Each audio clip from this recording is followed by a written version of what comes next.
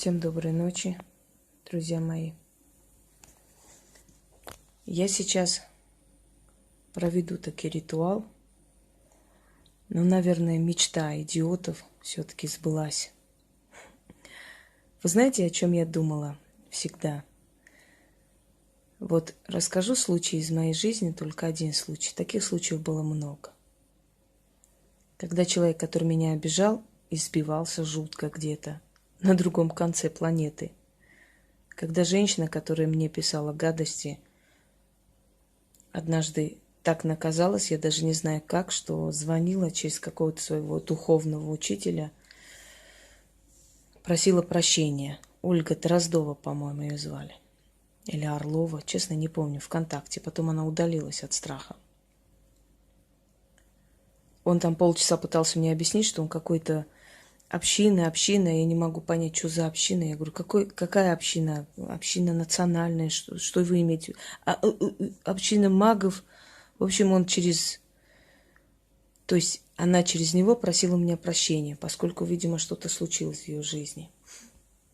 Напротив меня жила женщина с ребенком, которую я когда-то приютила, когда она сказала, что ее родственники очень жестоко с ней обращаются. И я приютила ее, прямо напротив меня она жила. Через некоторое время, когда ее аморальное поведение мне надоело, я просто попросила ее уйти.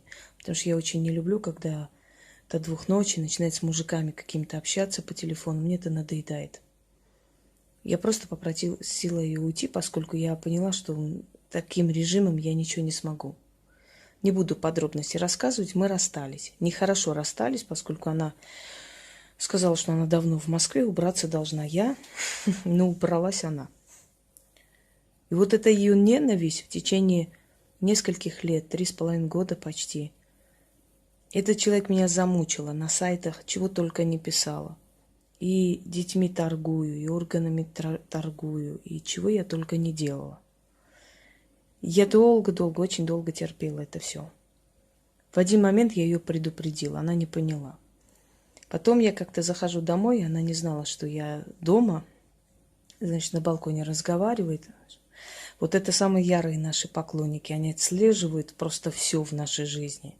И причем, заметьте, это делают люди, у которых особых причин нет у тебя мстить. Вот, как правило, в мировой истории поступают так подло, нагло люди, которым вообще не за что тебе мстить. Да? Ну, предположим, если мнение твое не понравилось, могут пройти мимо. Они мстят просто так. Это называется зависть. Как я не люблю это слово говорить, это примитивно звучит, по моему мнению, но это зависть. И человек, значит, разговаривает. Какое у нее было прошлое, не будем говорить сейчас, недостойно таких подробностей. Она говорит со своим другом по телефону. Она говорит ему, что у дочери лезут ногти, волосы, изо рта кровь идет.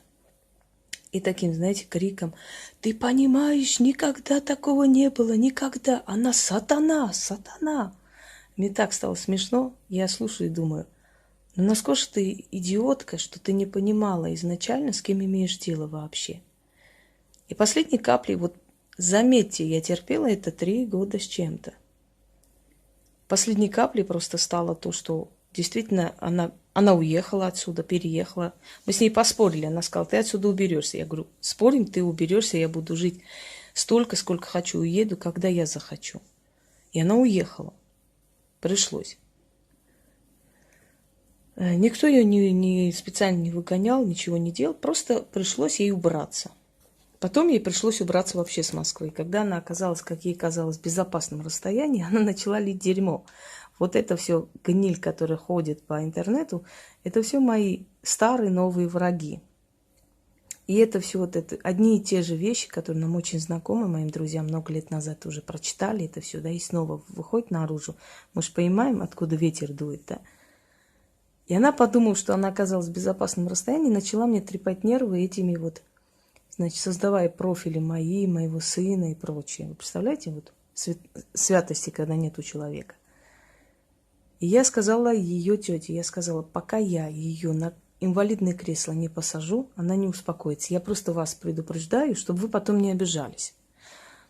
Она сказала: делай, что хочешь, мы сами от нее устали. Она больной человек. Я говорю, ну больной человек пусть лечится. Там же на лбу не написано в интернете, что это больной человек, что это шизанутый человек, правда? Люди же могут принять это серьезно.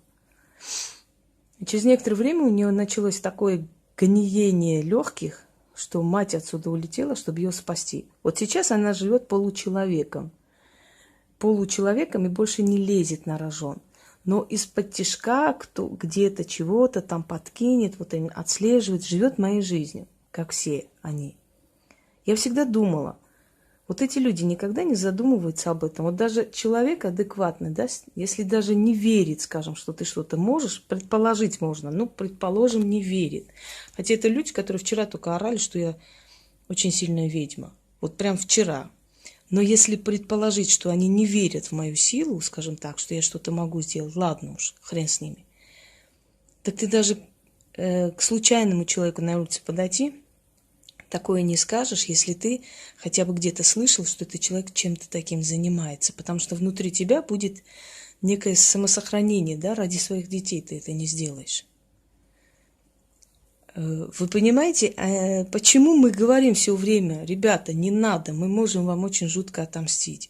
Они думают, что это просто угрозы, просто, знаете, от бессилия.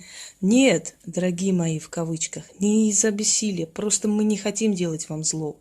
Поэтому пытаемся вразумить.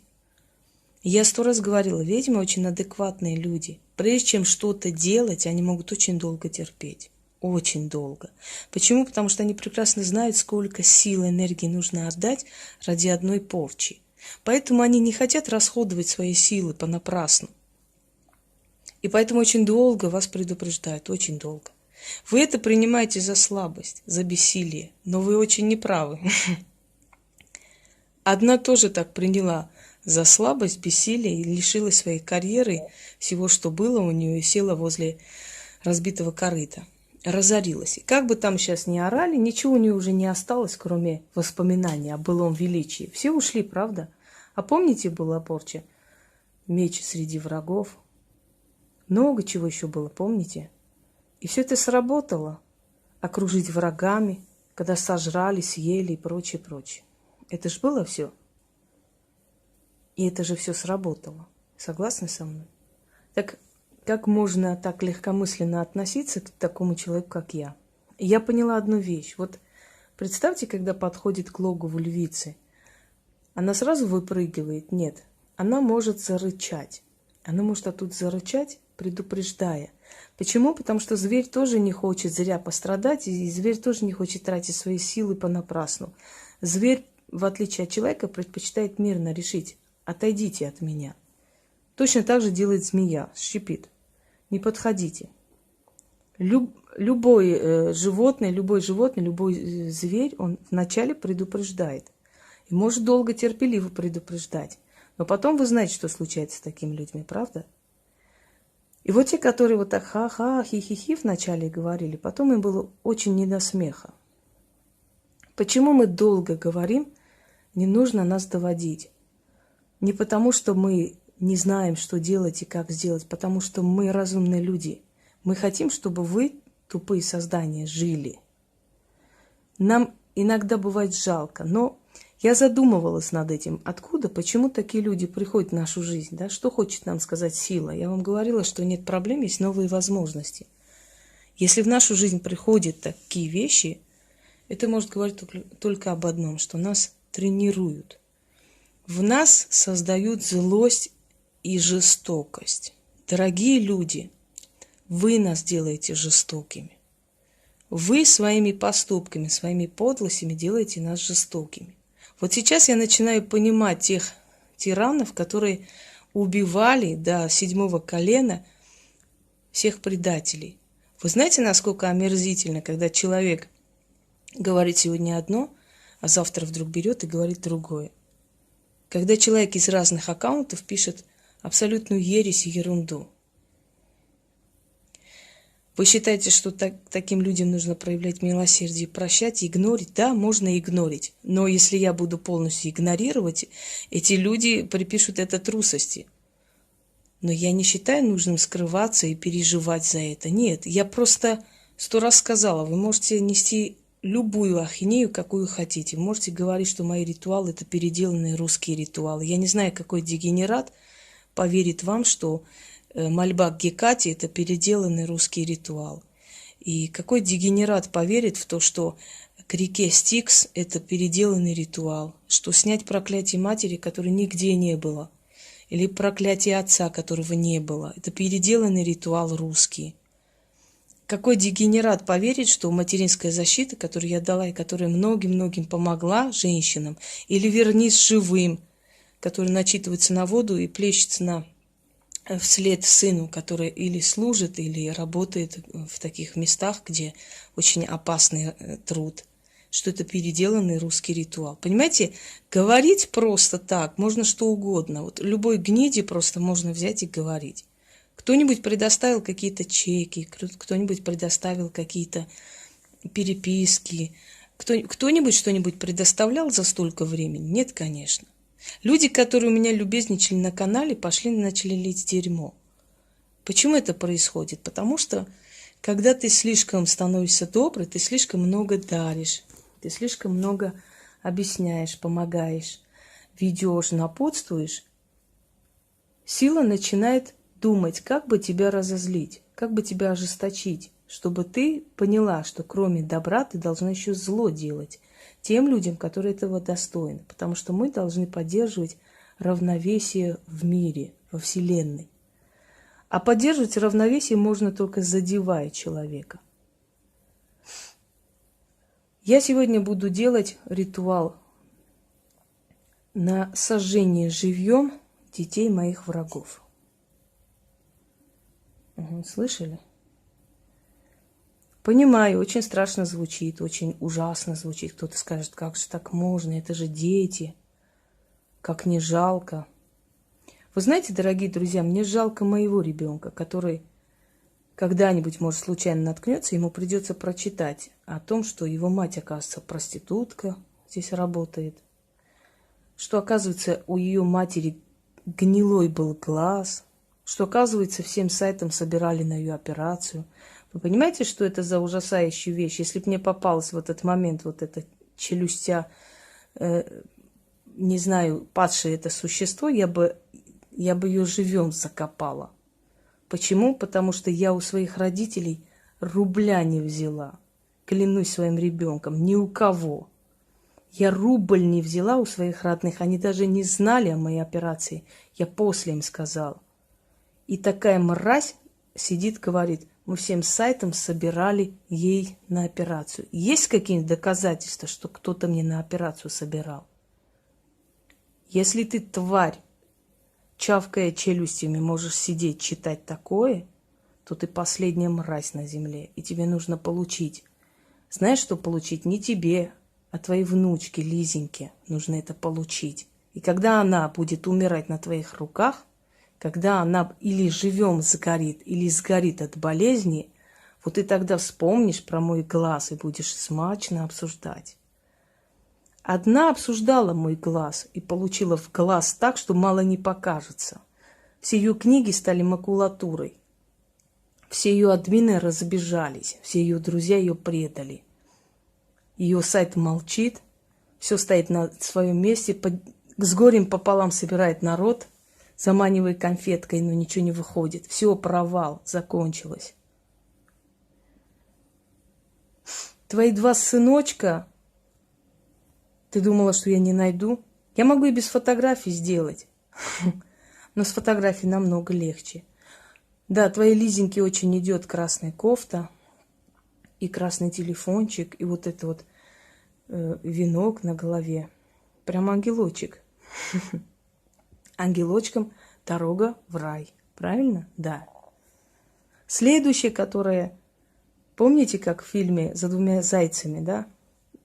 Голохвастов, который все время говорил, я очень и очень, пытаясь казаться массивнее, чем он есть.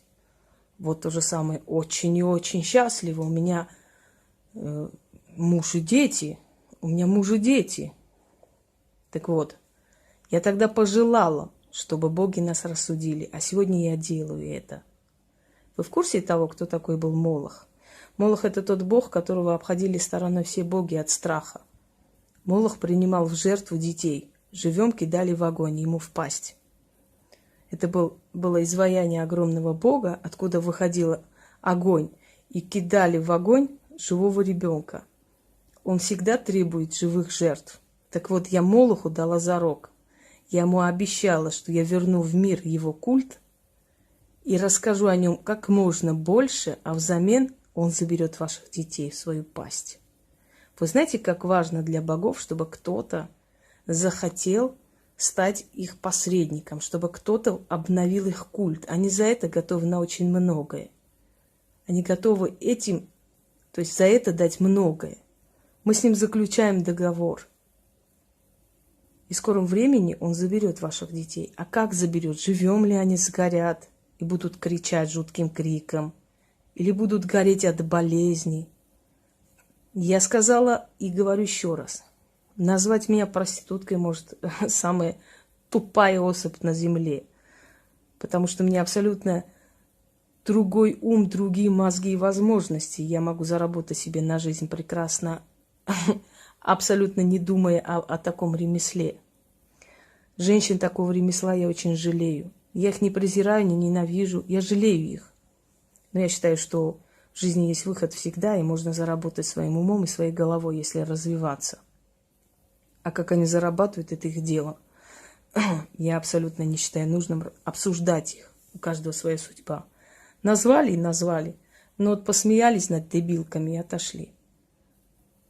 Когда вы говорите, что я собирала деньги на операцию, но вы уже перегнули палку. Когда вы говорите, что у меня гнилой глаз, когда вы говорите так о человеке, который 4 года боролась с онкологией и прошла, победила, вы гниды такого человека уважать должны. Потому что не каждый человек после такого встает на ноги, собирается воедино и дает другим людям вдохновение, что нужно жить. Вы, твари, что дали этому миру, кроме грязных слов и грязных форумов? Что вы, гнилые твари, дали этому миру? Когда похихикивая, чавкая своими челюстями, бабуленька Павлова, так ведь у тебя девичья фамилия, смачно рассказывает о том, что я одноглазая, одноглазка. Я вам сказала всем, твари, пишите, что хотите, мой глаз не трогать. И это не только меня задевает, это задевает любого человека, который прошел смертельную болезнь. Вы гнилые твари. Есть люди, у которых нет ног, рук, у которых нет других органов, они живут. Они идут вперед.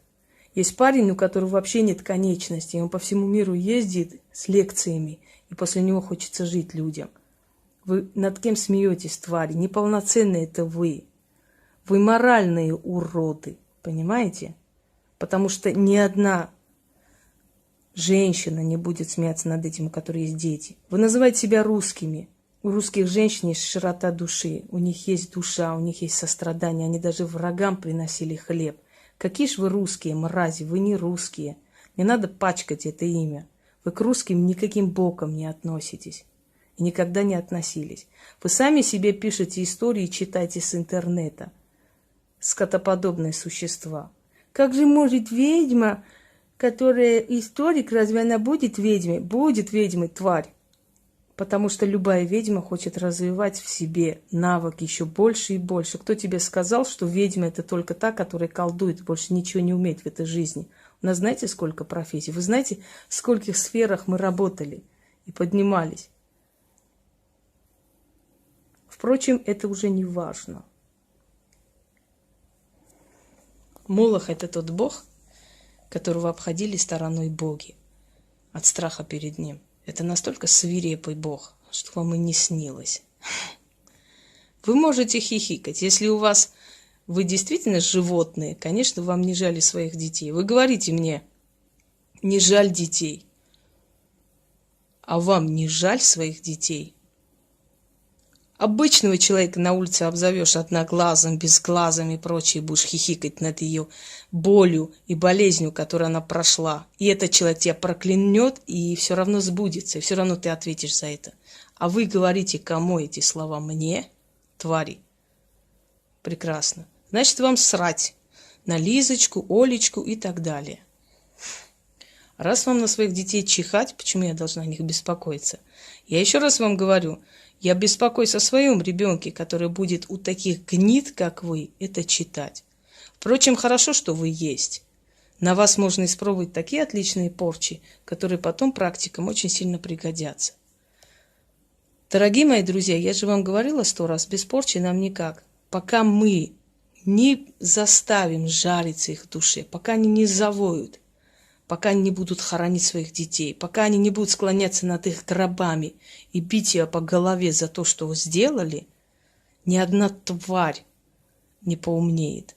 Жалеть? А меня вы пожалели, гниды? Вы когда напоминаете человеку огромное количество операций, огромное количество болезненных процедур, вы, гниды, меня жалеете? Почему я должна ваших деточек жалеть? Жалейте их вы. А я их отдаю жертву Молоху. Сейчас, уходя из дома, постарайтесь выключать электричество и приборы. И поверьте мне, что не обязательно, чтобы они горели физически, хотя это уже решать Богу. Они могут сгореть и по-другому. От болезней тоже сгорают. Итак, начнем. Перед вами 3 прекраснейших фотографии. Красная ткань – это символ огня. Эти фотографии ложим под... Сейчас с той стороны нужно ложить. Не получается сейчас. Все. Прелестно. О да, Лизочке привет. Из всех детей, особенно она мне очень понравилась. Ну, жаль. Мне жалеть нельзя. Мне нужно делать. Что потом Молоху жертвовать, это скажу практикам, если их интересует этот ритуал, они могут ко мне обратиться, спросить. Я им скажу, что нужно потом жертвовать Молоху, чтобы это сбылось. Начали. Открываю я запретные двери. Из глубин непроглядной тьмы зову я силы свирепого Бога. О, Молох, ты сам огонь. Ты, сожравший множество душ. Ты, загубивший множество судеб. Словом древним, колдовским, темным я зову тебя, страшноликий Молох. Ты, которого боятся даже боги. Ты, которого в страхе обходят древние демоны. Услышь меня, Молох, и помоги. 9 дней кряду будет гореть священный огонь в доме моем, в честь тебя. О, Молох, тебе жертвую я детей врагов моих, как жертвовали тогда в древние времена детей, кидая в пасть твою прямо в огонь. Давно не было жертвы тебе, ты жаждешь крови, ты жаждешь детской души. Вот тебе, Молох, жертвы, дети моих врагов. Сожги их дотла, не жалея. Хочешь, жги души, хочешь, жги тела, хочешь, судьбы сожги. Пусть кричат от боли, пусть воют от страха. Не отставай от них, о великий Молох, не отпускай их от себя, о великий Молох. О, Молох, взываю к тебе, как твоя жрица, готовая служить тебе. 9 дней кряду будет гореть огонь священный в доме моем, в честь тебя. Я вознесу тебе хвалу, я верну твой культ, я напомню миру о тебе, а взамен хочу души детей своих врагов. Сожги их дотла, Молох. Хочешь, жги души, хочешь, жги тела, хочешь, судьбы сожги, но только сожги, сожги, испепели. Прошу, исполни мою просьбу. А я слово свое сдержу перед тобой. Даю тебе священное слово. Огонь мести, Молохов огонь. Испепели детей моих врагов. Сожги их дотла. А я обещание свое сдержу перед древним Богом. Исполнится сказанное, заклято. Говорить достаточно 1 раз.